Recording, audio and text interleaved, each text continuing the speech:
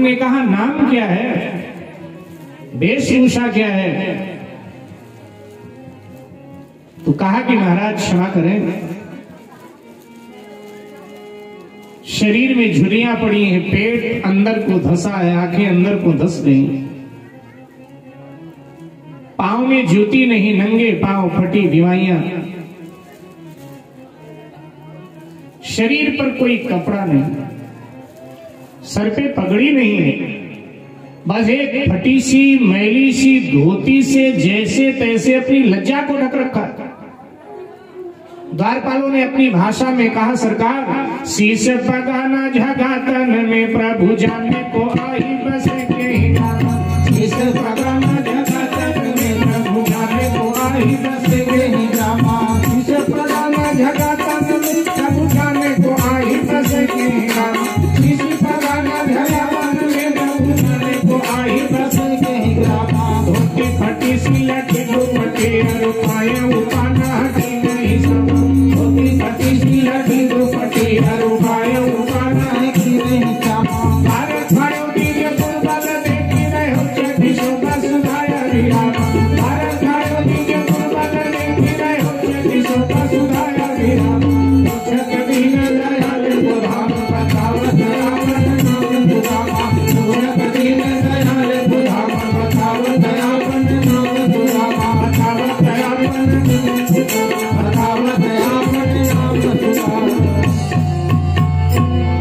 सुदामा नाम सुनते ही भगवान द्वारिकाधीश रानियों की भीड़ चीरते हुए नंगे पांव दौड़े, मेरा मित्र आया, मेरा मित्र आया।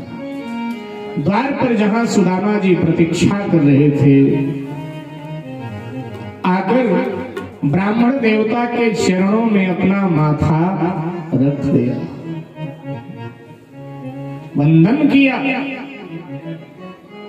कांपते हाथों से सुदामा ने अपने मित्र को उठाया, अपने बाहों में भर। अद्भुत दृश्य। और अब द्वार से भेंट करके द्वारिकाधीश सुदामा को लेकर के राजसभा में अपने सिंहासन पर बिठा दिया। मंत्रिमंडल के लोग सब उठ कर खड़े हो गए। जरूर कोई खास है, विशेष है, तभी तो द्वारिकाधीश ने अपना सिंहासन छोड़ा, अपने सिंहासन पर बिठाया। प्रभु नीचे बैठे, सुदामा जी के चरणों को दबाने लगे। रानियों से कहा, क्या खड़ी खड़ी देख रही हैं, जल आदि की व्यवस्था करो, चरण धोना है ब्राह्मण देवता के, थके हुए हैं, पैदल चलकर आए हैं। रानियां सब आपस में कहने लगी, कोई विशेष है, व्यवस्था में लगे। इधर भगवान श्री कृष्ण ने सोचा कि अब मैं कसौटी पर कसूं इसको, ब्राह्मण को। भगवान श्री कृष्ण ने कसौटी का पासा फेंक दिया। शरण दबाते हुए जब सुदामा जी के तलवे में भगवान ने हाथ फेरा, सुदामा जी के तलवे में कांटे चुभे हैं, पांव में बीमारियां हैं, भगवान के कोमल हाथ छिल गए। भगवान ने अवसर देख करके बोल दिया, ब्राह्मण देवता, आना था तो पहले ही आते, एक क्या दशा अपनी बना लिया। सोचा अगर ऐसे कहूंगा तो ब्राह्मण रोकर अपनी गरीबी कहेगा, लेकिन धन्य है सुदामा जी, सुनकर उन्होंने अनसुनी कर दिया। मैं क्यों अपनी गरीबी रो, कुछ कहा नहीं। ये हालत देख करके सुदामा जी की भगवान को करुणा आ गई।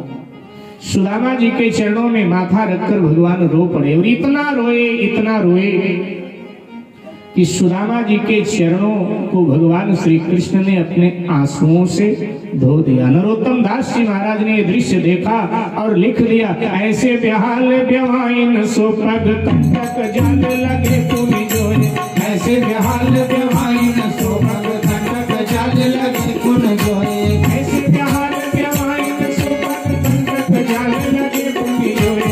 आए महादुर्ग आयो सखा तुम आयो इतना कितने दिन खोए, आए महादुर्ग आयो सखा तुम आयो इतना कितने दिन खोए।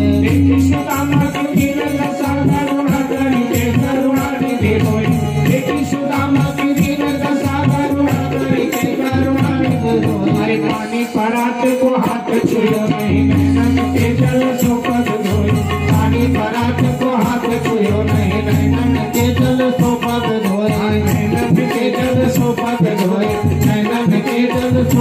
धोए, नैनन के जल सो पग धोए, नैनन के जल सो पग धोए। पानी परात को हाथ छुए नहीं, नैनन के जल सो पग धोए, पानी परात को हाथ छुए नहीं, नैनन के जल सो पग धोए, नैनन के जल सो पग धोए, नैनन के जल सो पग धोए।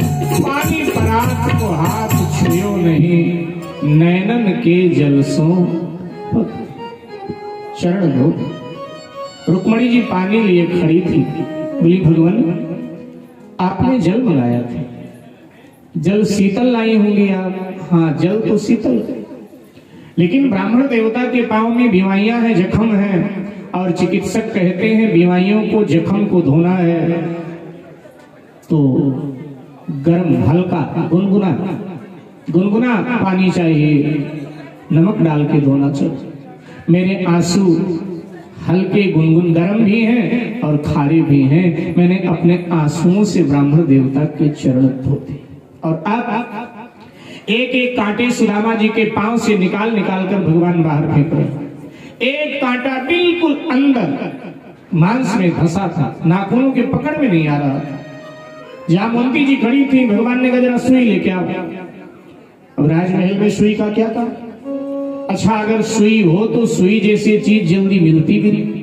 रानियां राजमहल में सुई ढूंढने लगी, देर हो गई और सुदामा जी के पांव में पीड़ा हो गई।